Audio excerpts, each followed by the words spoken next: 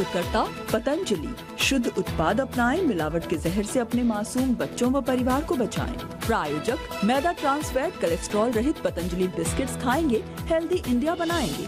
पतंजलि दिव्य जल, देश का पानी, हर बूंद में शुद्धता। और Steris health care private limited deals in quality medicine. Steris, quality that you can trust. नमस्कार, आज है 16 मई, दिन सोमवार, और वक्त हो गया है जी बिजनेस की बहुत ही खास पेशकश इंडिया 360 का। मैं हूं दीपक डोभाल। दिन भर की बड़ी खबरों का करेंगे 360 डिग्री एनालिसिस, लेकिन सबसे पहले वो खबरें जो बनी आज की सुर्खी।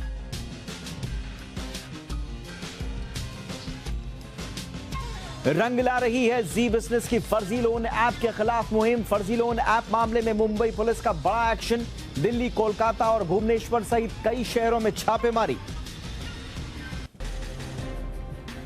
रांची एयरपोर्ट पर स्पेशल चाइल्ड के साथ हुए गलत व्यवहार में इंडिगो एयरलाइंस दोषी। डीजीसीए ने की जांच पूरी, 10 दिन में एयरलाइन से मांगा जवाब। ज्ञान व्यापी में शिवलिंग मिलने का दावा, कोर्ट का आदेश। प्रशासन जगह सील करके अपनी सुरक्षा में ले। कल वाराणसी कोर्ट में सौंपी जाएगी सर्वे रिपोर्ट। फारूक अब्दुल्ला ने की फिल्म कश्मीर फाइल्स पर बैन लगाने की मांग। कहा, कश्मीरी पंडितों को बचाना है तो कश्मीर फाइल्स पर बैन लगाना जरूरी। बुद्ध की जन्मस्थली से पीएम मोदी ने नेपाल को दिया बड़ा संदेश। कहा, नेपाल के बिना भारत अधूरा। इंडिया 360 में करेंगे विश्लेषण। भारत नेपाल की दोस्ती से चीन क्यों परेशान।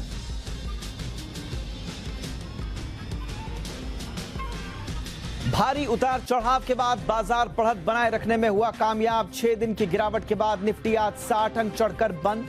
बैंक, रियल्टी और ऑटो शेयरों ने दिया सपोर्ट। और अंडमान में मॉनसून ने दी दस्तक। मौसम विभाग के मुताबिक 27 मई तक मॉनसून के केरल पहुंचने का अनुमान।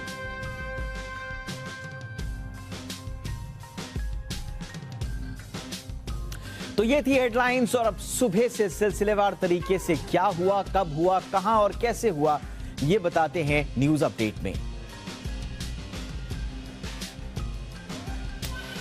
आज सुबह जिस खबर ने सारे न्यूज चैनल्स पर जगह बनाए रखी वो है ज्ञान व्यापी से जुड़ी हुई। ज्ञान व्यापी मस्जिद परिसर में सर्वे का काम पूरा हो गया है। कल सर्वे रिपोर्ट अदालत में सौंपी जाएगी। ज्ञान व्यापी मस्जिद का सर्वे खत्म होने के बाद हिंदू पक्ष की ओर से दावा किया गया है कि ज्ञान व्यापी मस्जिद में शिवलिंग मिला है। इधर शिवलिंग मिलने के दावों पर वाराणसी कोर्ट का बड़ा आदेश आया है। अदालत ने कहा है कि जिस जगह पर शिवलिंग मिला है वो जगह सील कर दी जाए। इसके लिए सीधे सीधे वाराणसी के डीएम, कमिश्नर, सीआरपीएफ कमांडेंट को आदेश दे दिए गए हैं।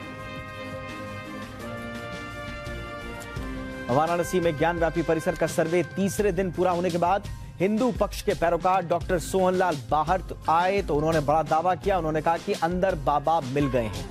उन्होंने कहा कि जो कुछ खोजा जा रहा था उससे वहां ज्यादा मिला है। अब पश्चिमी दीवार के पास जो 75 फीट लंबा, 30 फीट चौड़ा और 15 फीट ऊंचा मलबा है उसके सर्वे की मांग उठाई जाएगी। वही मुस्लिम पक्ष कुछ नहीं बता सकते हैं, हालांकि मालूम तो सब है। क्या बोले भाई बोलना ये है कि क्या बोले भाई बोलना ये है कि जो सोचा, फिर अगली बार हम जो कहते जो सोचा गया तो उससे ज्यादा परिणाम। इसके बाद का क्रम इसके बाद जो पश्चिमी दीवार है वहाँ 75 फीट लंबा और जो 30 फीट चौड़ा, यहाँ तक कि आगे जगह बहुत है 30 फीट जो 15 फीट ऊंचा मलबा है, उसका हम लोग जो है जांच कमीशन करने की मांग करेंगे। ये अगला कदम है। और वहीं मुस्लिम पक्ष ने हिंदू पक्ष के दावे को गलत बताया। मुस्लिम पक्ष इस मामले को लेकर सुप्रीम कोर्ट पहुंच गया है। यहां इलाहाबाद हाई कोर्ट के फैसले को चुनौती दी गई है। मस्जिद कमेटी की याचिका पर कल सुनवाई होगी। बता दें कि ज्ञान व्यापी मस्जिद के सर्वे का काम 3 दिन से चल रहा था। सर्वे के दौरान मस्जिद परिसर के आसपास सुरक्षा के कड़े इंतजाम भी किए गए थे और किसी को भी मस्जिद के अंदर जाने की इजाजत नहीं थी। वाराणसी कोर्ट के आदेश पर हुई सर्वे की कार्रवाई की रिपोर्ट को मुस्लिम पक्ष हाई कोर्ट में चुनौती देने को तैयारी है मुस्लिम पक्ष की। और मुस्लिम पक्ष ज्ञान व्यापी मस्जिद के शिवलिंग मिलने के उस स्थान को सील करने के फैसले को चुनौती देगा। कोर्ट ने वजू खाने के पास शिवलिंग मिलने पर उस स्थान को सील करने का आदेश दिया है। उधर AIMIM के अध्यक्ष असदुद्दीन ओवैसी ने धमकी दी है कि ज्ञानव्यापी मस्जिद थी, रहेगी, चाहे कुछ भी हो जाए। मस्जिद को अब हम नहीं खोएंगे। तुम्हारे दिल फरेब और हथकंडों से हम जान चुके तुम्हारे हथकंडों को। और अल्लाह के रसूल सल्लल्लाहु अलैहि वसल्लम का हदीस शरीफ है कि मोमिन वो है जो 2 बार एक सुराख से नहीं डसा जाता। अब हम दोबारा नहीं इनको डसने देंगे। मस्जिद है और रहेगी इंशाअल्लाह ताला सुबह क़यामत तक। ज्ञानवापी मस्जिद थी और जब तक अल्लाह दुनिया को कायम रखेगा मस्जिद रहेगी इंशाअल्लाह ताला। और हमारा काम यह है कि हम अपने मस्जिदों को आबाद रखें।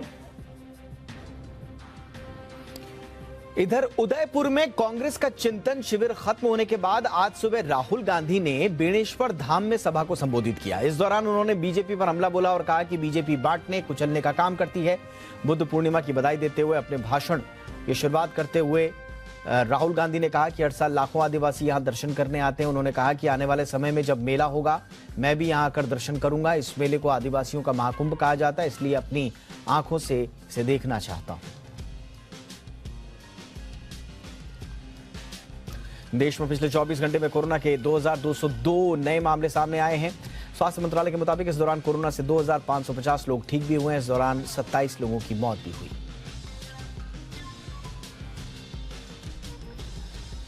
इधर दोपहर आते आते त्रिपुरा में माणिक साहा की अगुवाई वाली नई सरकार का कैबिनेट विस्तार हो गया। राज्यपाल SN आर्य ने राजभवन में बीजेपी के 9 और IPFT के 2 विधायकों को कैबिनेट मंत्री का दर्जे के रूप में शपथ दिलाई। जिन विधायकों ने मंत्री पद की शपथ ली है उनमें जिष्णुदेव वर्मा, रतनलाल नाथ, प्रणजीत सिंह रॉय, मनोज कांति देव समेत अन्य शामिल थे। शपथ ग्रहण समारोह के दौरान मुख्यमंत्री माणिक साहा, केंद्रीय मंत्री भूपेंद्र यादव, पूर्व मुख्यमंत्री बिप्लब कुमार देव भी मौजूद रहे। दिल्ली में अवैध निर्माण पर जारी बुलडोजर अभियान का राज्य के मुख्यमंत्री अरविंद केजरीवाल ने विरोध किया है। आज आम आदमी पार्टी के विधायकों के साथ बैठक के दौरान उन्होंने इसके लिए बीजेपी पर निशाना साधा। उन्होंने कहा कि दिल्ली को प्लानिंग के तहत नहीं बसाया गया है। 80% से ज्यादा दिल्ली को अवैध कहा जा सकता है। उन्होंने कहा कि आम आदमी पार्टी अवैध कब्जे के खिलाफ है। बिहार में जातिगत जनगणना के लिए जल्द ही सर्वदलीय बैठक बुलाई जाएगी। राज्य के CM नीतीश कुमार ने खुद इसकी घोषणा की। उन्होंने कहा कि इसके बाद इसके संबंध में प्रस्ताव कैबिनेट से पारित करवाया जाएगा। पिछले दिनों बिहार विधानसभा में नेता प्रतिपक्ष तेजस्वी यादव ने इस मामले को प्रमुखता से उठाया था। उसके बाद मुख्यमंत्री नीतीश कुमार ने उनसे करीब 1 घंटे तक बातचीत की थी। जातिगत जनगणना को लेकर बिहार में जल्द ही बड़ा फैसला होने की उम्मीद भी जाहिर की जा रही है। बढ़ती गर्मी से बेहाल मुंबईकरों के लिए रेलवे ने एक राहत भरी खबर दी है। दरअसल AC ट्रेन में सिंगल टिकट की दरों के कम होने के बाद यात्रियों का काफी अच्छा रिस्पांस मिला था, जिसके बाद अब पश्चिमी रेलवे ने 20 की जगह 32 AC ट्रेन चलाने का फैसला किया है। इसमें से 6 ट्रेनें चर्च गेट से और 6 ट्रेनें विरार से छूटेंगी। जानकारों का मानना है कि इससे यात्रियों को सहूलियत मिलेगी। इधर शाम आते आते दिल्ली वासियों के लिए जल बोर्ड ने एक अहम जानकारी दी है। जल बोर्ड के मुताबिक कल यानी मंगलवार की सुबह से दिल्ली के 2 दर्जन से ज्यादा इलाकों में पानी की सप्लाई प्रभावित हो सकती है। दिल्ली जल बोर्ड ने यह जानकारी दी है। दिल्ली के 3 वाटर प्लांट में प्रोडक्शन प्रभावित हो गया है क्योंकि यमुना का जल स्तर कम हो गया है।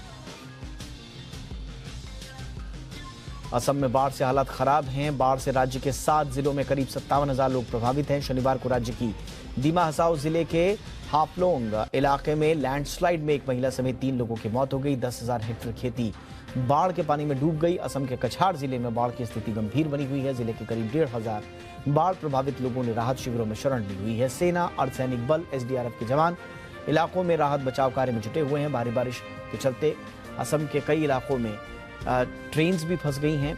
एयरफोर्स के हेलीकॉप्टर से दीटो कचेरा रेलवे स्टेशन से 119 यात्रियों को निकाला गया।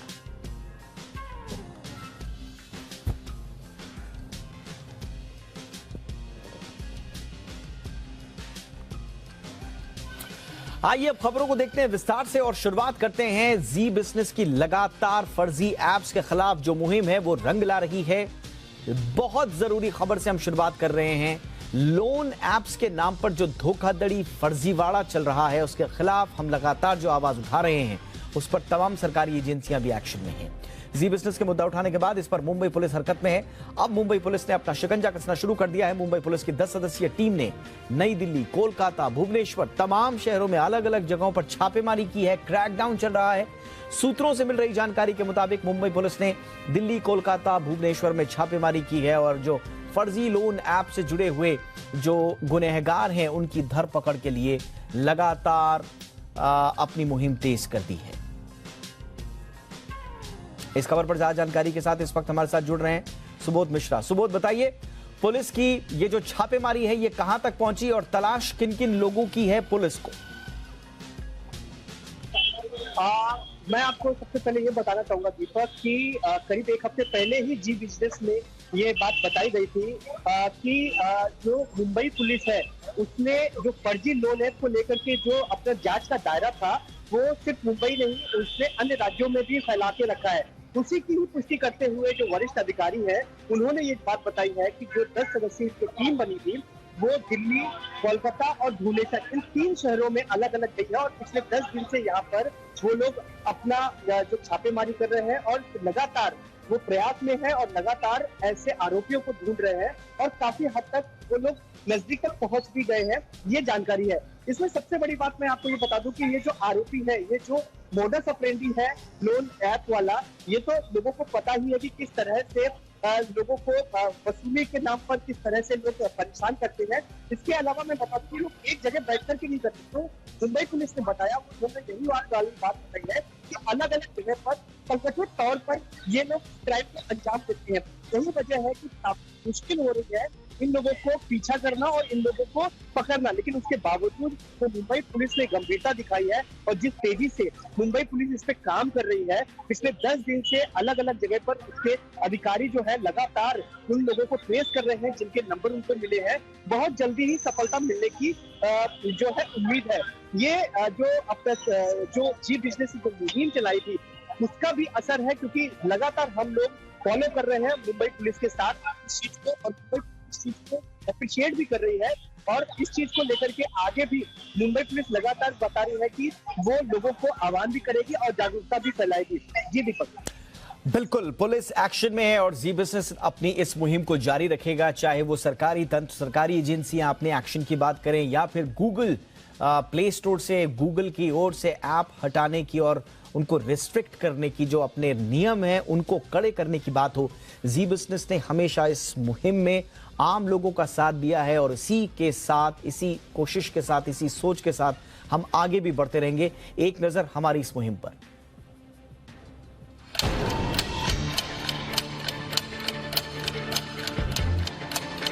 जी बिजनेस आम कंज्यूमर के हक की सबसे बड़ी आवाज बना हुआ है। आज हम इन्हीं कंपनियों का पर्दाफाश करेंगे। हमने ऑपरेशन हफ्ता वसूली से फर्जी लोन ऐप वाले वसूली गैंग का भंडाफोड़ किया, जिस पर आरबीआई से लेकर पुलिस ने भी एक्शन लिया। लेकिन इसके बावजूद लोग आज भी वसूली गैंग का शिकार हो रहे हैं और इसीलिए अब हम इस मुहिम को और आगे ले जाकर एक बड़ा सवाल उठा रहे हैं। सवाल ये कि आखिर निगरानी का इतना बड़ा सरकारी तंत्र होने के बावजूद ये ऐप्स प्ले स्टोर या दूसरे प्लेटफॉर्म्स पर जगह कैसे पा लेते हैं? क्या सरकार, आरबीआई, गृह मंत्रालय समेत तमाम एजेंसियां एक साथ मिलकर कोई बड़ा एक्शन प्लान नहीं बना सकते? आखिर क्या करना होगा इस तरह के मौत वाले वसूली ऐप्स की संपूर्ण सफाई के लिए? इस पर लगातार जी बिजनेस पर हमारे साथ बने रहिए और जुड़िए हमारे इस मुहिम के साथ।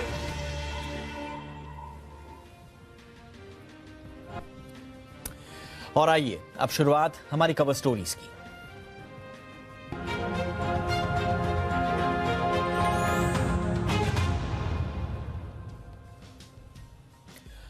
बुद्ध पूर्णिमा के मौके पर प्रधानमंत्री नरेंद्र मोदी आज नेपाल दौरे पर पहुंचे। पीएम मोदी का ये नेपाल दौरा कई मायनों में खास है। इस दौरे से प्रधानमंत्री नरेंद्र मोदी ने न सिर्फ ये बताया कि भारत हमेशा नेपाल के साथ है, बल्कि इस दौरे में दोनों देशों के बीच कई अहम समझौते भी हुए हैं जो नेपाल में चीन के दखल को कम कर सकते हैं। सबसे पहले आपको बताते हैं कि प्रधानमंत्री ने नेपाल दौरे पर क्या क्या किया। प्रधानमंत्री नरेंद्र मोदी ने लुम्बिनी पहुंचने पर नेपाल के प्रधानमंत्री शेर बहादुर देववा ने उनका स्वागत किया। दोनों नेताओं के बीच एक अहम बैठक भी हुई। इस बैठक में दोनों नेताओं के बीच विकास, पनबिजली और कनेक्टिविटी जैसे कई क्षेत्रों को लेकर द्विपक्षीय सहयोग बढ़ाने पर चर्चा हुई। प्रधानमंत्री मोदी लुम्बिनी के माया देवी मंदिर में दर्शन करने भी पहुंचे और पीएम मोदी भारत की मदद से बन रहे बुद्धिस्ट कल्चरल सेंटर के भूमि पूजन में भी शामिल हुए। बता दें कि 2014 के बाद प्रधानमंत्री की ये 5वीं नेपाल यात्रा है। पीएम मोदी का ये दौरा भारत के खिलाफ नई चालें चल रहे चीन यानी कि ड्रैगन को एक तरह से करारा जवाब के तौर पर भी देखा जा रहा है। इस दौरे के जरिए भारत ने चीन को सॉफ्ट पावर से करारी चोट देने की कोशिश की है। भारत लुम्बिनी में 1 अरब रुपए की सहायता से बौद्ध सांस्कृतिक केंद्र बनाने जा रहा है। ये वही जगह है जहां पर चीन की कम्युनिस्ट सरकार 3 अरब डॉलर की राशि से एक विश्व शांति केंद्र बनाना चाहती है। चीन की मंशा भारतीय सीमा से मात्र कुछ ही किलोमीटर दूर लुम्बिनी में अपनी रेलवे लाइन पहुंचाने की भी है। भारत न केवल चीन के बढ़ते असर को करारा जवाब दे रहा है, बल्कि नेपाल के साथ चल रहे अलग अलग विवादों में आपसी सहमति से उनको सुलझाने पर भी जोर दे रहा है। दोनों ही देशों ने हाल ही में लिपुलेख समेत तमाम सीमा विवादों को सुलझाने की जरूरत पर जोर दिया है। हालांकि इस दिशा में भी काम करना और बाकी है। भारत अब नेपाल को बौद्ध टूरिस्ट सर्किट से जोड़ने पर बल दे रहा है। ये नेपाल के लुम्बिनी से शुरू होकर कुशीनगर में खत्म होगा। इसके लिए कुशीनगर में एक अंतर्राष्ट्रीय अड्डा भी बनाया गया है। इसके अलावा रामायण सर्किट भी बनाया जा रहा है, जिसके जरिए नेपाल और भारत के भगवान राम से जुड़े शहरों को आपस में जोड़ा जा सके। पीएम मोदी का ये नेपाल दौरा तब हुआ है जब पिछले ही दिनों चीन के विदेश मंत्री वांग यी नेपाल दौरे पर आए थे।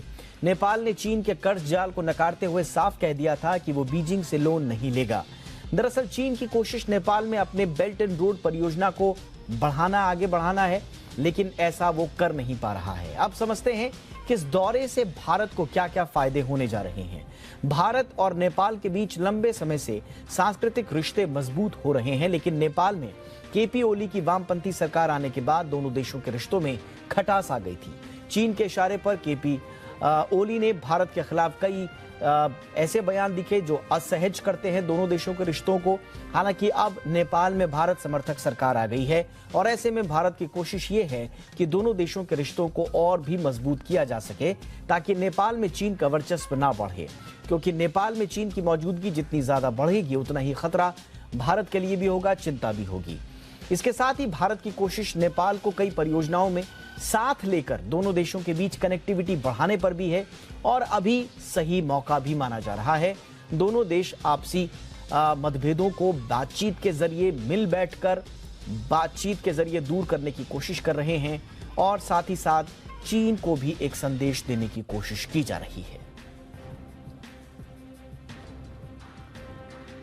भारत और नेपाल की निरंतर मजबूती होती मित्रता, हमारी घनिष्ठता संपूर्ण मानवता के हित का काम करेगी। ये साझी विरासत, ये साझी संस्कृति, ये साझी आस्था और ये साझा प्रेम, यही हमारी सबसे बड़ी पूंजी है। चर्चा के लिए इस वक्त हमारे साथ दो बेहद खास मेहमान जुड़ चुके हैं। नेपाल में भारत के राजदूत रहे मंजीव पुरी सर हमारे साथ जुड़ चुके हैं। एम्बेसडर मंजूर, आपका बहुत बहुत स्वागत है सर हमारे शो पर।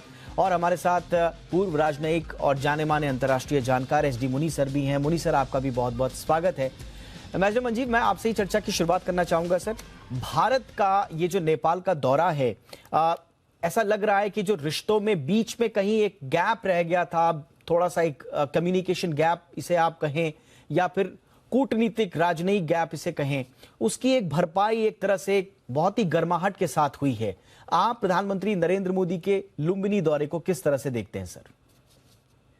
मैं तो इसको बहुत पॉजिटिवली देखता हूं। देखिए, आपने अभी बात की दरार की बारे, लेकिन मैं मानता हूं कि अगर लीडर्स के बीच में केमिस्ट्री अच्छी हो, अगर वो केमिस्ट्री को आगे ले जाएं, तो सबसे पेचीदे मामले जो हैं वो भी सुलझ सकते हैं। और भारत और नेपाल के बीच में बहुत घनिष्ठता है, बहुत रिलेशनशिप्स हैं, इकोनॉमिक रिलेशनशिप है, ज्योग्राफी का रिलेशनशिप है और सिविलाइजेशनल रिलेशनशिप है, जो इस विजिट में बिल्कुल दर्शाया गया।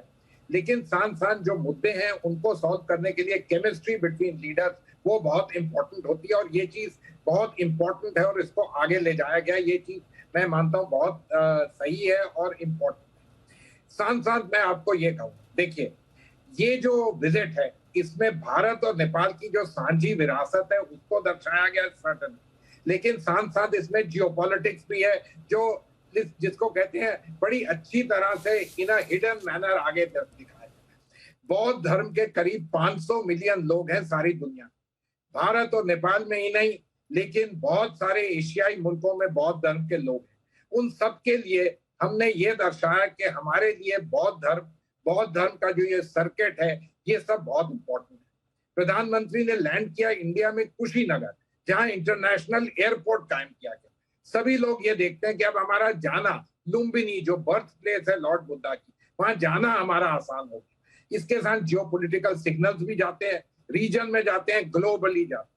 इसमें साथ साथ आर्थिक अर्थव्यवस्था भारत और नेपाल दोनों के लोगों के लिए रहती है। और मैं मानता हूं सबसे इंपॉर्टेंट ये बात है कि सिविलाइजेशनल लिंक्स जो हैं उनको स्ट्रेंथन किया जाता है, उनको नर्चर किया जाता है। बिल्कुल सर। मुनीर सर, मैं आपसे जानना चाहूंगा, इसको बार बार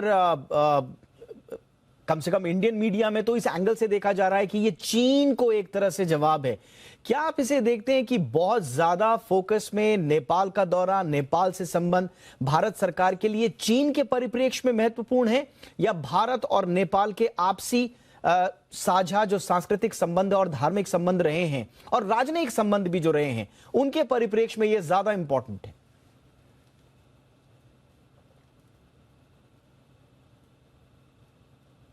मुनीर सर, मेरी आवाज आप तक आ रही है?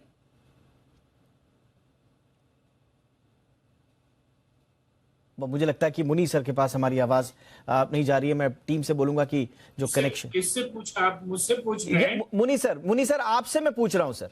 सर ये आप ये चीन के परिप्रेक्ष्य में, चीन को जवाब देने के परिप्रेक्ष्य में ज्यादा इंपॉर्टेंट लगता है आपको, या भारत और नेपाल के आपसी जो संबंध है उनके रिवाइवल के लिए ज्यादा इंपॉर्टेंट आपको लगता है लुम्बिनी दौरा पीएम साहब? नहीं, मैं समझता हूं ये भारत की सांस्कृतिक धरोहर को विश्व में आगे बढ़ाने के हिसाब से इम्पोर्टेंट है और इसलिए भारत नेपाल संबंधों को लेकर भी अपने आप ही में बहुत इम्पोर्टेंट है। देखिए, भारत और नेपाल के संबंधों में जब भी बात आती है तो हिंदू धर्म की बात ज्यादा पुरजोर शक्ति से सामने रखी जाती है, लेकिन लोगों को ये समझना चाहिए कि नेपाल बुद्धिज्म में और भारत तो बुद्धिज्म का उद्भव है, तो वो भी एक बहुत बड़ी कड़ी है जिसको स्ट्रेंथन करना है।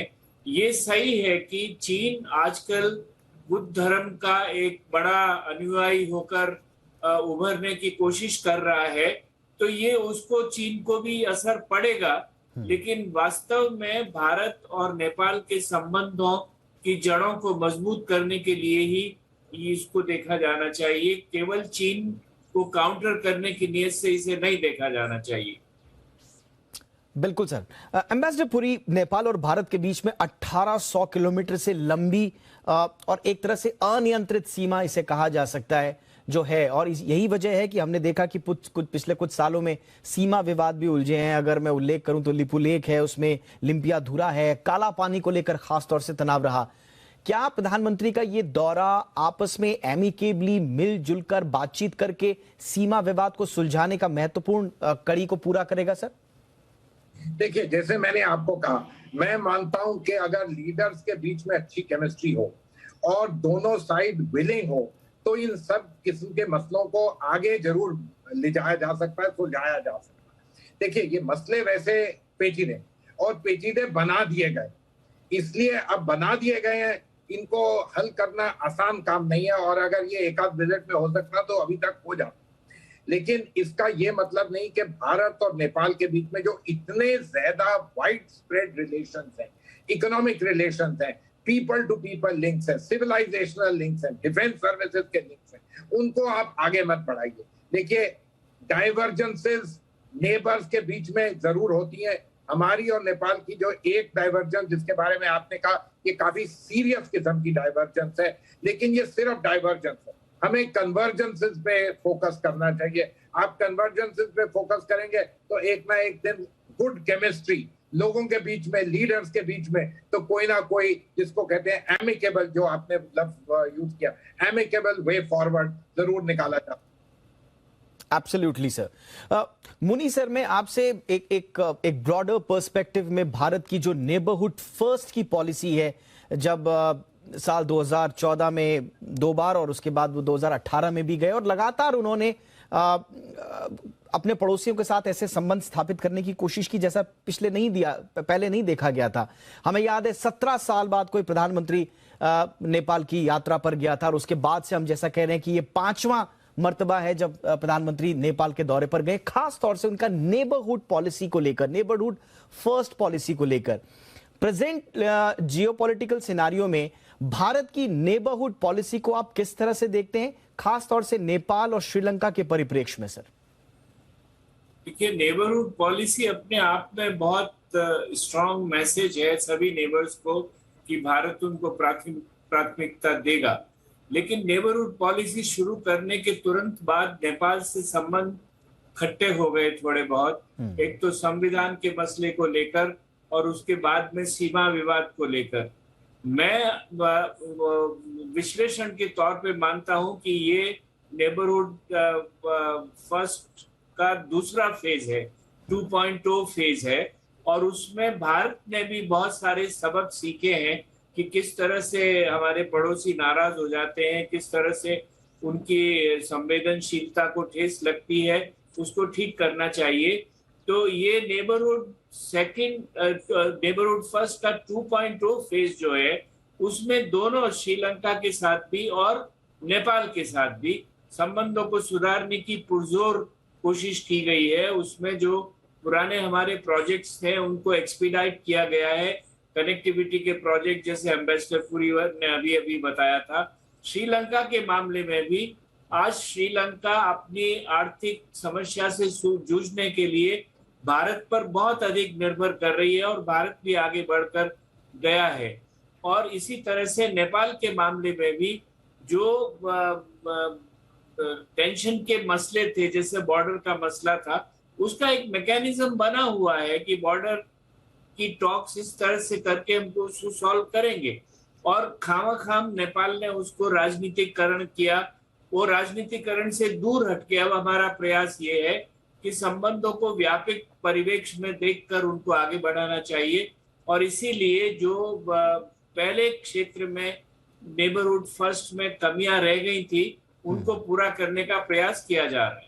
बहुत इंपॉर्टेंट बात आपने बोली है सर कि नेबरहुड फर्स्ट का जो फेज 1 था, शायद हमारा अनुभव नया था, बहुत सारी चीजें हमारे पास नहीं आ रही थी, लिहाजा उस लिहाज से हमारी जो प्रिपेयर्डनेस है वो आगे बढ़ रही थी। लेकिन अब वो परिपक्व हो गई हैं, काफी अनुभव हमारे पास है। एम्बेसडर पुरी, इंपॉर्टेंट ये है इस वक्त कि नेपाल में और श्रीलंका में दोनों जगह हम आम लोगों के सेंटिमेंट्स में काफी चेंज देख रहे हैं। एक मर्तबा नेपाल में कुछ खटास थी और वहां की जो पीपल टू पीपल कनेक्ट होता है उसमें भी एक वर्ड ऑफ माउथ जो निकलता था वो थोड़ा सा बिटर था। श्रीलंका में भी यही हालात थे, लेकिन आज की डेट में श्रीलंका में लगातार आम लोग हो या गवर्नमेंट लेवल पे हो, तारीफें हो रही हैं भारत की। नेपाल में भी दिल खोलकर हर कोई स्वागत कर रहा है। तो ये बताता है कि राजनयिक कनेक्ट आपके, अगर जैसा आपने कहा कि अगर leader to leader connect strong है तो पीपल टू पीपल कनेक्ट भी वही रिफ्लेक्ट करता है। नहीं, आपने बिल्कुल ठीक कहा। देखिए, ये दोनों कंट्रीज जो हैं, ये दो एंड्स हैं इंडिया के ज्योग्राफी के, एक नॉर्थ और एक साउथ में। लेकिन इसमें दोनों कंट्रीज में आइडेंटिटी पॉलिटिक्स है विज़-विज़ इंडिया, और उस आइडेंटिटी पॉलिटिक्स को डोमेस्टिक पॉलिटिक्स जो है उस कंट्री के कोई भी नेता हो, वो सारे इसको यूज करते हैं। लेकिन जब जब बहुत प्रॉब्लम्स आती हैं तो India is the natural partner, और इंडिया जो इनका जिसके साथ हमारा भूगोल जुड़ा हुआ है, इतिहास जुड़ा हुआ है, सभ्यता, सोसाइटी सब जुड़ी हुई है। We have no choice for our own vested interest, जिसको कहते हैं कि इनके साथ रहें, और ये इनके लोग जो हैं इस चीज को अप्रिशिएट करते हैं उस समय। इसका ये मतलब नहीं कि जो आइडेंटिटी पॉलिटिक्स है वो आगे नहीं होगा। आइडेंटिटी पॉलिटिक्स पहले भी रहा है, उसके अपने मायने हैं। ये जिसको कहते हैं ये स्थिति ही रहेगी, और ये इस किस्म की स्थिति के साथ हमें हमेशा जूझना पड़ेगा। लेकिन जैसे जैसे भारत की आर्थिक एबिलिटीज ज्यादा बढ़ती, उसके साथ हमारी एबिलिटीज इन सारी कंट्रीज में भी एक्शन, ट्रू एक्शन, जिससे उनके लोगों का सुधार हो, उनकी वेलबींग आगे जाए, उसकी हमारी क्षमताएं बढ़ती। ये बहुत इंपॉर्टेंट है। याद करिएगा, ग्लोबलाइजेशन का इम्पैक्ट हमें ही नहीं पड़ा, इन देशों में भी पड़ा।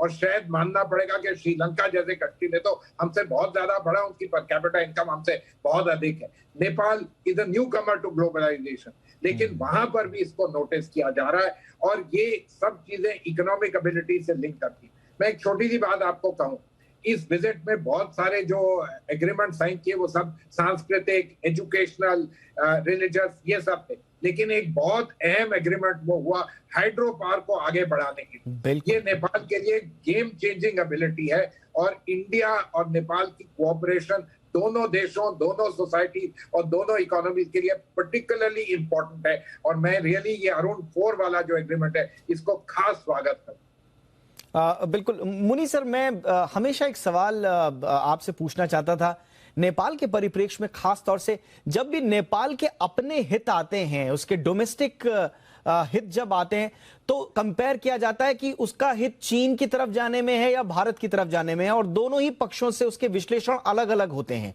मौजूदा वक्त में नेपाल के लिए बैलेंस बनाना कितना कठिन या कितना आसान होगा, और उसके लिए भारत का साथ मिलना कितना इंपॉर्टेंट है उसकी अपनी इकोनॉमिक ग्रोथ के लिए?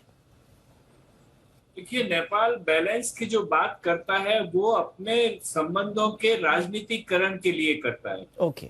नेपाल हमेशा से कहता है हम लोग ब्रिज बनेंगे भारत और चीन के बीच में। नेपाल ब्रिज था भारत और तिब्बत के बीच में, और चीन से उनके कुछ पुराने संबंध रहे हैं, इसमें कोई दो राय नहीं है। लेकिन जो भूगोल ने काम किया है, हिमालय ने काम किया है, नेपाल की चीन के साथ जो कनेक्टिविटी है वो बहुत आसान नहीं है। चाहे वो सड़क बनाने की बात हो, चाहे वो रेल रोड बनाने की बात हो, वो बहुत आसान नहीं होने के कारण चीन ने कहा है कि हम आपके लिए ट्रांजिट का काम कर सकते हैं। ट्रांजिट का काम कैसे करेंगे आप? जो चीन में सामान, चीन के पोर्ट्स पे सामान आएगा, उसको नेपाल में आते आते 3,500-4,000 किलोमीटर चलना पड़ेगा। भारत से आने वाला सामान 1,000 के अंदर किलोमीटर के अंदर अंदर पहुंच जाएगा। तो जो वास्तविकता है उसको नकारा नहीं जा सकता है, और इसीलिए ये बैलेंस की बात मेरी समझ में आती नहीं है। ये राजनीतिकरण से वहां के जो राजनीतिज्ञ है वो अपनी डोमेस्टिक पॉलिटिक्स को ठीक करने के लिए ऐसी बात करते हैं, राष्ट्रवाद को उभारने के लिए कभी कभी ऐसी बात करते हैं, लेकिन बैलेंस वाकई में हो नहीं सकता। नेपाल की निर्भरता भारत पर हमेशा चीन से ज्यादा रहेगी, इसमें मेरे को कोई दो राय नहीं है। एब्सोल्युटली। और जब कभी भी इकोनॉमिक ब्लॉकेड्स आते हैं बॉर्डर पर, हमने देखा कई मर्तबा, हमने देखा उस वक्त जो एक्चुअल में सिचुएशन जो है वो क्राइसिस के रूप में सामने आती है। बिल्कुल सही आपने जिक्र किया कि भारत से जो निर्भरता है नेपाल की, वो अगर थोड़ा सा भी और बॉर्डर पे एक छोटा मोटा ब्लॉकेड भी हो जाए तो कितना ज्यादा क्राइसिस आ जाती है। इसलिए भौगोलिक रूप से, सांस्कृतिक रूप से, कूटनीतिक रूप से, आर्थिक रूप से, सांस्कृतिक या धार्मिक संबंधों के लिहाज से, हर लिहाज से नेपाल के लिए भारत जरूरी है, और नेपाल का भविष्य भारत के साथ ही आगे बढ़ेगा, ये कहना इसमें कोई अतिशयोक्ति नहीं होगी। बहुत बहुत शुक्रिया आप दोनों का समय निकालने के लिए। Puri sir, thank you so much sir. मुनि सर, आपका भी बहुत बहुत शुक्रिया सर।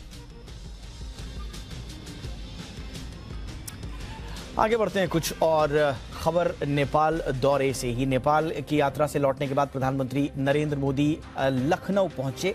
पीएम मोदी ने मुख्यमंत्री आवास में योगी सरकार के मुख्यमंत्री काल के बाद जो वहां पर नई सरकार बनी है उसमें जो मंत्री बने हैं उनको सुशासन, संगठन के समन्वय, जनता की अपेक्षाओं पर खरा उतरने का पाठ भी पढ़ाया, और उनके साथ रात्रि भोज भी वो करेंगे।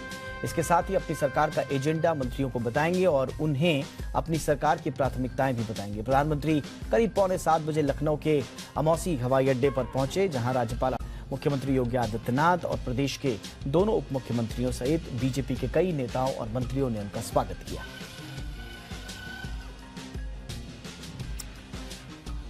भारत, पाकिस्तान और शंघाई सहयोग संगठन यानी एससीओ के आतंकवादी रोधी विशेषज्ञों की आज नई दिल्ली में बैठक हुई। इस बैठक में अलग अलग क्षेत्रीय सुरक्षा चुनौतियों से मुकाबला करने में सहयोग बढ़ाने पर चर्चा हुई। सूत्रों के मुताबिक इसमें अफगानिस्तान की स्थिति पर खास तौर से चर्चा हुई। इसमें तालिबान शासित देश में सक्रिय आतंकी संगठनों से निपटने से जुड़े खतरे उन पर बातचीत भी शामिल थी। आपको बताएं कि बैठक में पाकिस्तान ने 3 सदस्यीय एक दल भेजा है। भारत ने 28 अक्टूबर को एक साल के लिए SCORATS की अध्यक्षता संभाली थी और भारत ने SCO और इसके क्षेत्रीय आतंकवाद रोधी ढांचे के साथ सुरक्षा सहयोग बढ़ाने में खास तौर से दिलचस्पी दिखाई है, जो खास तौर पर सुरक्षा और रक्षा से जुड़े मुद्दों से निपटता है। इसी तरह का एक सम्मेलन भारत ने पिछले साल दिसंबर में आयोजित किया था, जिसमें तमाम सदस्य देशों ने हिस्सा लिया था।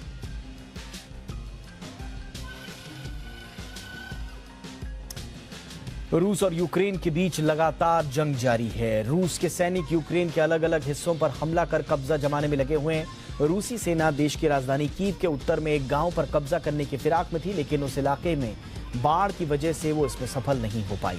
बाढ़ की वजह से छोटे से गांव पर कब्जा करने का रूसी सैनिकों का प्लान चौपट हो गया। दरअसल यूक्रेन की सेना ने डेमिडीव में जंग की शुरुआत के दौरान एक डैम खोल दिया था, जिससे इरपिन नदी गांव और आसपास के सैकड़ों एकड़ जमीन में बाढ़ बनकर आई और चपेट में ले लिया। रूस भले ही लगातार यूक्रेन पर हमले करते जा रहा हो, लेकिन यूक्रेन भी बड़ी मजबूती से रूस के खिलाफ खड़ा हुआ है। लेकिन रूस के हमलों ने यूक्रेन को एक तरह से बर्बाद करके रख दिया है।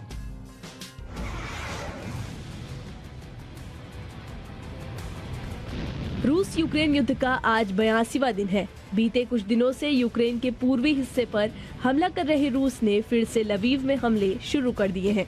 वहीं अमेरिकी हथियार यूक्रेन की ताकत और रूस के लिए आफत बने हुए हैं। ये है होवित्जर तोप, जिसे यूक्रेन में अमेरिका ने भेजा है। यूक्रेनी सेना लगातार इन तोपों का इस्तेमाल रूस के खिलाफ कर रही है। इन हथियारों के दम पर ही यूक्रेन लगातार रूस को करारा जवाब दे रहा है। अब इन तस्वीरों को देखिए। एक रेलवे पुल को बम से उड़ा दिया गया है। आप सोच रहे होंगे कि यूक्रेन के इस पुल को रूस ने उड़ाया है, लेकिन ऐसा नहीं है। इस पुल को यूक्रेनी सेना ने ही उड़ा दिया है, जिससे रूस की सेना आगे नहीं बढ़ सके। इससे पहले भी कई बार यूक्रेनी सेना खुद ही कई पुल को उड़ा चुकी है।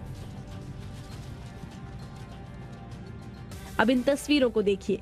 यह है मारियोपोल का स्टील प्लांट, जिसे लंबे समय से रूसी सैनिक घेरे हुए हैं। लगातार इस पर हमले हो रहे हैं। अब इन तस्वीरों में देखिए कैसे यूक्रेनी सेना बंकरों में अपनी जिंदगी गुजार रही है। जैसे ही युद्ध से थोड़ी भी फुर्सत मिलती है, वो इन बंकरों में आराम करते हैं। उसके बाद फिर से रूसी सैनिकों पर हमला करते हैं। यूक्रेन लगातार रूसी हमले का जवाब दे रहा है। इसी बीच यूक्रेन ने रूस नियंत्रित एक शहर बेलगोरोड में मिसाइल से हमला किया है। बेलगोरोड यूक्रेन के बॉर्डर से सटा रूस का एक शहर है। इससे पहले भी यूक्रेन ऐसे हमले करता रहा है। ब्यूरो रिपोर्ट, जी मीडिया। इमरान खान सत्ता से जाने के बाद अब लगातार शहबाज शरीफ की सरकार पर निशाना साध रहे हैं। वो पहले सत्ता के खिलाफ विदेशी साजिश के आरोप लगा रहे थे, लेकिन अब वो अपनी हत्या की आशंका जाहिर कर रहे हैं। वो कह रहे हैं कि उन्हें जान से मारने के लिए विदेशों में साजिशें रची जा रही हैं। सियालकोट में हुई एक रैली में उन्होंने दावा किया कि उनके विरोधी उन्हें खास किस्म का जहर देकर उनकी हत्या कर सकते हैं। लेकिन इमरान को यह डर क्यों सता रहा है और आखिर क्या उनके दावे में कोई सच्चाई है? अपनी इस खास रिपोर्ट में हम आपको इमरान के इस डर के बारे में बताते हैं।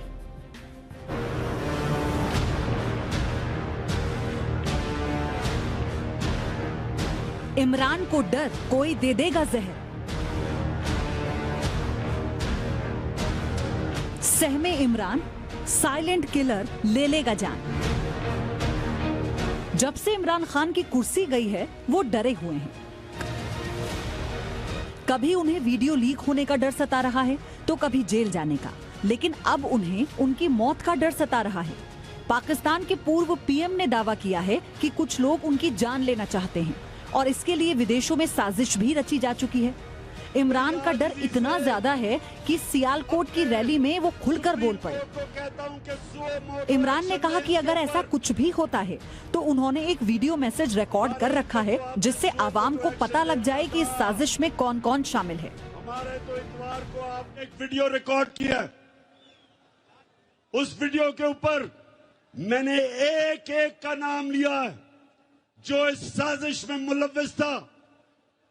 जो पिछली गर्मियों से साजिश हो रही थी, एक एक का मैंने नाम लिया इस वीडियो में। दरअसल इसी महीने पाकिस्तान की संघीय जांच एजेंसी यानी FIA के पूर्व निदेशक मोहम्मद रिजवान की मौत हो गई। बताया जा रहा है कि मोहम्मद रिजवान की मौत हार्ट अटैक यानी दिल का दौरा पड़ने से हुई। FIA के पूर्व निदेशक मोहम्मद रिजवान ने ही शहबाज शरीफ समेत कई बड़े नेताओं के खिलाफ भ्रष्टाचार के मामलों की जांच की थी। पाकिस्तानी मीडिया के मुताबिक शहबाज सरकार बनने से कुछ दिन पहले ही मोहम्मद रिजवान लंबी छुट्टी पर गए थे। इमरान खान अब दावा कर रहे हैं कि जांच एजेंसी के एक पूर्व अधिकारी की मौत स्वाभाविक नहीं है, उन्हें जहर दिया गया था। सुओ मोटो एक्शन ले, पता चलवाए कि डॉक्टर रिजवान को हार्ट अटैक कैसे हुआ, और ये जो दूसरा नुमान अस्कर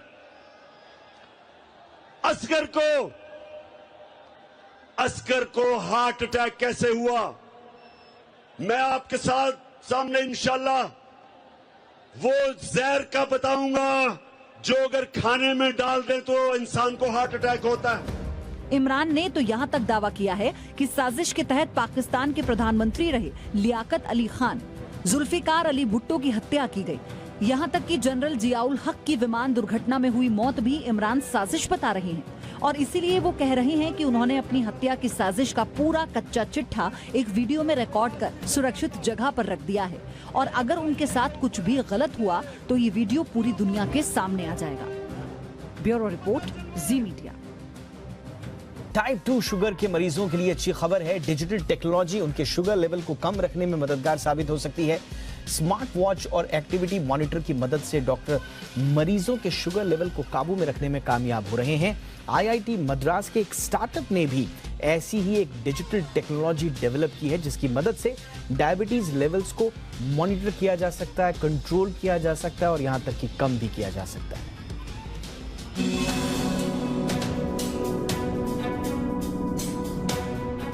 बदलती लाइफस्टाइल और खराब खान-पान से शुगर की बीमारी तेजी से युवाओं को अपनी गिरफ्त में ले रही है।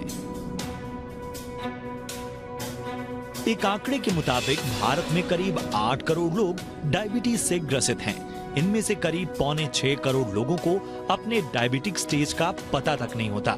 ऐसे में मुंबई के एंडोक्राइनोलॉजिस्ट डॉक्टर शशांक जोशी ने IIT मद्रास स्टार्टअप के एक डिजिटल टेक्नोलॉजी को लेकर बड़ा दावा किया है। डॉक्टर शशांक का कहना है कि इस डिजिटल तकनीक के इस्तेमाल से टाइप 2 शुगर से बड़ी राहत मिली है। इस टूल से जुड़ी केस स्टडी के पेपर के साथ डॉक्टर शशांक ने इसे सैन डियागो के American association of clinical endocrinology में भेजा है। वैसे भी आजकल लोग अपनी दिनचर्या में वॉकिंग, रनिंग, ब्लड प्रेशर को मापने के लिए डिजिटल इक्विपमेंट्स का इस्तेमाल कर रहे हैं और अपनी सेहत पर नजर रख रहे हैं। आने वाले दिनों में कई और ऐसे डिजिटल डिवाइस बाजार में आने की तैयारी में हैं, जो न केवल आपकी दिनचर्या पर नजर रखेंगी बल्कि आपके हेल्थ को मॉनिटर करने का काम करेंगी। डॉक्टर शशांक ने जिस डिजिटल टूल की बात की है उसे शुगर के 167 मरीजों में से 141 ने इस्तेमाल किया। इनका शुगर लेवल 180 दिनों के अंदर कंट्रोल में आ गया। शुगर की दवा छोड़ने के 3 महीने बाद ही उनका एवरेज ब्लड शुगर लेवल यानी HbA1c 6.5% के लेवल से गिरकर नीचे आ गया। आपको बता दें, जो लोग डायबिटिक नहीं होते हैं उनका हीमोग्लोबिन A1c लेवल 4 से 5.6% के बीच होता है, जबकि जिनका हीमोग्लोबिन A1c लेवल 5.7 से 6.4% के बीच होता है उनमें शुगर होने की संभावना बनी रहती है।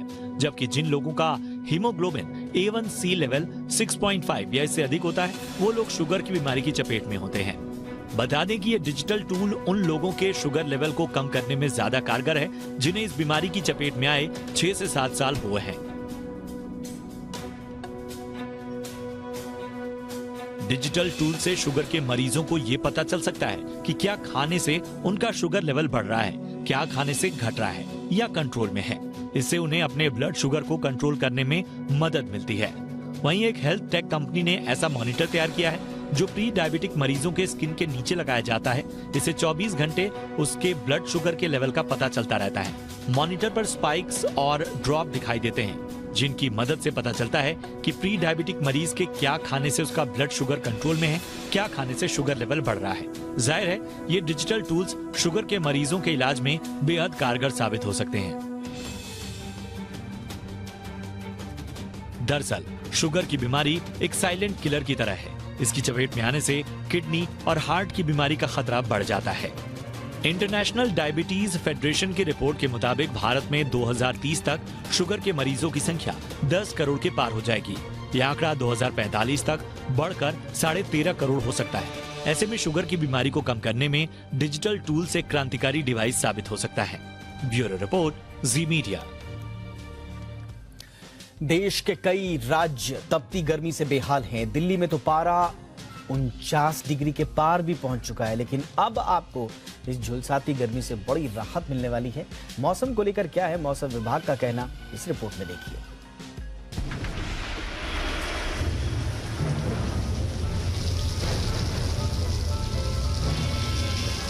ऐसा लग रहा है कि मौसम अब बेमौसम हो गया है। जनवरी में बारिश का रिकॉर्ड टूटता है और मई के महीने में हीट वेव झुलसा दे रही है। तपती गर्मी से पूरा उत्तर भारत बेहाल है। दिल्ली में रविवार को पारा 49 डिग्री पर पहुंच गया, लेकिन अब इस झुलसाती गर्मी से राहत मिलने वाली है। दरअसल अंडमान निकोबार द्वीप समूह पर मानसून ने दस्तक दे दी है। मौसम विभाग के मुताबिक मानसून आज अंडमान पहुंचा है और 27 मई को केरल पहुंच सकता है। वहीं उत्तर भारत की बात करें तो यहां तापमान में 2 से 3 डिग्री की गिरावट देखने का अनुमान है। मौसम विभाग ने धूल भरी आंधी और हल्की बारिश की भी संभावना जाहिर की है। उत्तर भारत की बात करें तो मौसम विभाग ने आने वाले दिनों को लेकर कुछ अहम अपडेट्स दिए हैं। मौसम विभाग के मुताबिक अगले हफ्ते से गर्मी फिर बढ़ने लगेगी, लेकिन कल से हीट वेव की स्थिति नहीं होगी। कल दिल्ली, हरियाणा, राजस्थान समेत कई राज्यों में हल्की बारिश की संभावना है। मौसम विभाग की माने तो मानसून 1.5 महीने के आसपास दिल्ली और उत्तर भारत में दस्तक दे देगा। बादल जो है शुरू हो गया, जो हमारा उत्तर भारत में जैसे हमने प्रेडिक्ट किया था कि एक वेस्टर्न डिस्टर्बेंस आएगा, अकॉर्डिंगली है। तो इसके वजह से तापमान आज जो है 3 डिग्री का नीचे चल रहा है और हवा भी चल रहा है। तो कल और इम्प्रूव होगा। कल से हीट वेव नहीं है कोई भी पार्ट उत्तर भारत में। मौसम विभाग का कहना है कि मानसून का प्रोग्रेस अच्छा है और जून महीने तक ये दिल्ली में दस्तक दे देगा, यानी जल्द ही गर्मी की तपिश से राहत मिलने वाली है। ब्यूरो रिपोर्ट, जी बिजनेस। इधर असम में बाढ़ से हालात खराब हो गए हैं। बाढ़ से राज्य के 7 जिलों में करीब 57,000 लोग प्रभावित हैं। शनिवार को राज्य के दीमा हसाओ जिले के हाफलोंग इलाके में लैंडस्लाइड में एक महिला समेत 3 लोगों की मौत हो गई। इस प्राकृतिक आपदा से इंसानों के अलावा बड़ी संख्या में जानवर भी प्रभावित हुए हैं। 10,000 हेक्टेयर खेती बाढ़ के पानी में डूब गई। असम के कछार जिले में बाढ़ की स्थिति गंभीर है। जिले के करीब 1,500 बाढ़ प्रभावित लोगों ने राहत शिविरों में शरण ली। सेना, अर्धसैनिक बल, SDRF के जवान बाढ़ प्रभावित इलाकों में बचाव और राहत अभियान में जुटे हुए हैं। भारी बारिश और बाढ़ के चलते असम के कछार इलाके में सिलचर गुवाहाटी एक्सप्रेस ट्रेन फंस गई। पानी इतना ज्यादा था कि ट्रेन आगे या पीछे तक हो नहीं पा रही थी। काफी देर तक फंसे रहने के बाद स्थानीय प्रशासन ने मदद के लिए एयरफोर्स से संपर्क किया। एयरफोर्स के हेलीकॉप्टर्स ने दिटोची कचेरा इलाका जो है वहां के रेलवे स्टेशन से 119 यात्रियों को निकाला। अभी देश में कोरोना की तबाही से राहत नहीं मिली थी कि एक नया फ्लू तैयार हो गया है। इन दिनों केरल के कोल्लम शहर में टोमेटो फीवर के मामले तेजी से बढ़ रहे हैं। टोमेटो फ्लू क्या है, इसके लक्षण क्या हैं, आपके लिए जानकारी बहुत जरूरी है। देखिए इस रिपोर्ट में।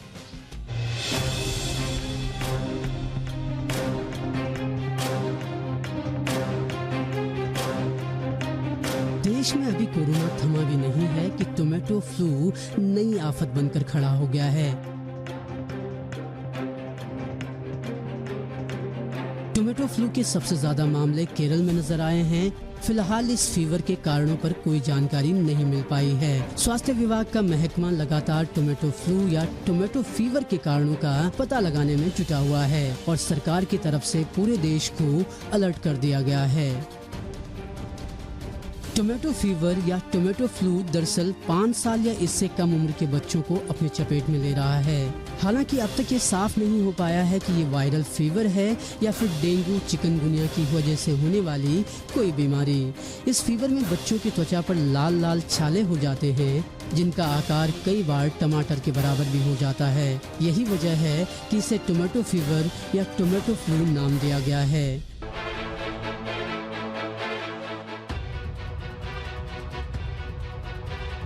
अभी तक इसके सबसे ज्यादा मामले केरल के कोल्लम में देखने को मिले हैं, लेकिन हेल्थ ऑफिसर्स ने चेताया है कि ये दूसरे राज्यों में भी फैल सकता है, इसलिए सावधानी जरूरी है। और सावधान रहने के लिए जरूरी है कि आपको इसके लक्षणों के बारे में पता हो।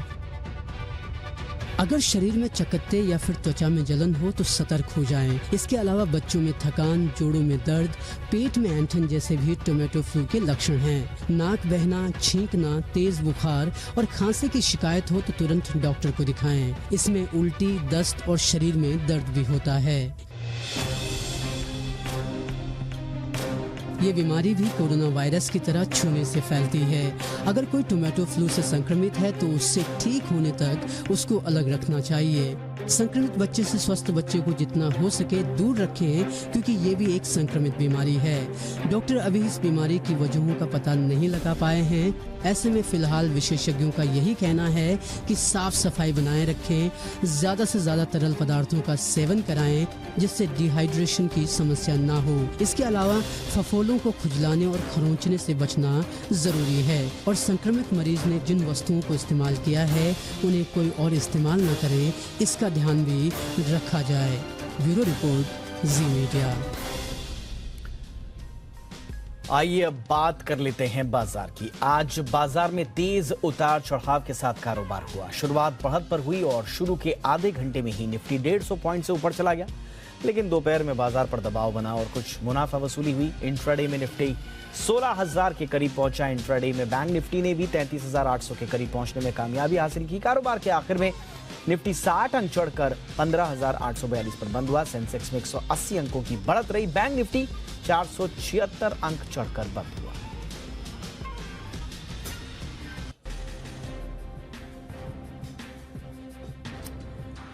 और जरा फटाफट देख लेते हैं अमेरिकी बाजार का हाल। वहां पर किस तरह का कारोबार शुरुआती दौर में चल रहा है। अमेरिकी बाजारों का हाल आप देखिए तो ये लाल निशान में है और लगभग आधे % की सुस्ती के साथ 32,030 के स्तर पर फिलहाल 165 अंक गिरकर डाउ जोन्स कारोबार कर रहा है। और नैस्डैक में तो 1.5% के करीब गिरावट है। 168 अंकों की गिरावट 11,636 के स्तर पर कारोबार करता हुआ। तकरीबन आधा % की गिरावट S&P में भी 4,001 के स्तर पर। तो अमेरिकी बाजारों का हाल लाल है।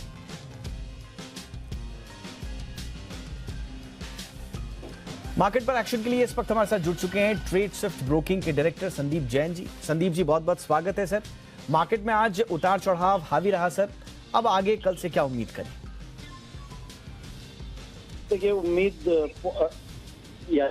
उम्मीद नहीं है। बेसिकली आज जिस तरीके से SGX निफ्टी मजबूत था, फिर वापस से करेक्शन आया और फिर मार्केट ऊपर खुल के फिर लास्ट में बंद होते होते नीचे आया मार्केट, तो करेक्शन तो दिख रहा है। और मार्केट में ऊपर के लेवल्स पे 16,000 एक बहुत स्ट्रॉन्ग रेजिस्टेंस की तरह काम करे और वहां पे अच्छी खासी प्रॉफिट बुकिंग आती है।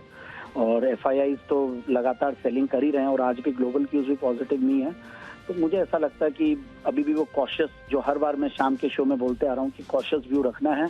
अननेसेसरली अभी भी बाय ऑन डिप्स या बाय ऑन डिक्लाइंस का कोई भी स्ट्रैटेजी नहीं है ऊपर, बल्कि ऊपर के लेवल से जिस तरीके से प्रॉफिट बुकिंग हो रही है, तो मुझे लगता है कि अभी भी काफी समय बाकी है कि वो बोल सके कि 15,600-700 सपोर्ट है। 15,671 एक बहुत स्ट्रॉन्ग सपोर्ट है जिसके ऊपर पूरी नजरें मार्केट की बनी हुई है। अगर वो तोड़ता है तो हो सकता है कि मार्केट 15-15.5 के बीच पहुंच जाए।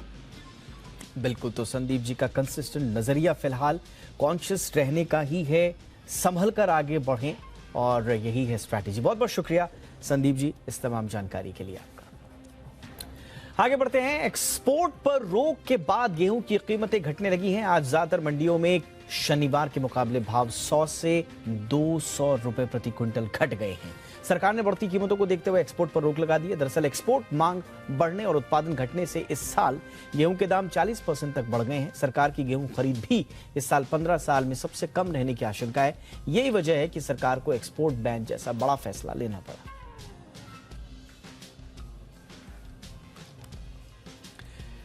तो ये था आज का इंडिया 360। हैशटैग याद रखिए, हैशटैग जी इंडिया 360। कोई राय, कोई सुझाव हो तो जरूर भेजिएगा। नमस्कार।